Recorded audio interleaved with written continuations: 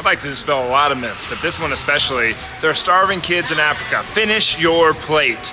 Well, what do starving kids in Africa have to do with you gaining too much more weight than you want to gain? You don't have to finish your plate. In fact, you should probably leave just a little bit on the end.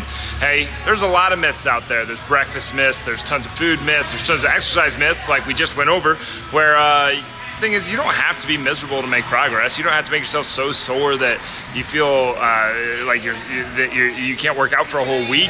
You don't have to take yourself to the point where you want to puke. It's really silly to try to make progress that way. But just because there might be starving kids in Africa, there probably is some starving kids in Africa. I'm pretty sure there's probably some starving kids in the United States too.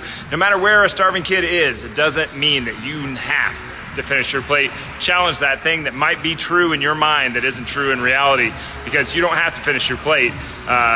It's not going to help that kid. Okay, if you want to help that kid, go do help that kid, because the world needs people to help other people. But the thing is, no matter where there are starving kids, doesn't mean that you have to finish your plate. Leave just a little bit left if you want to lose some weight.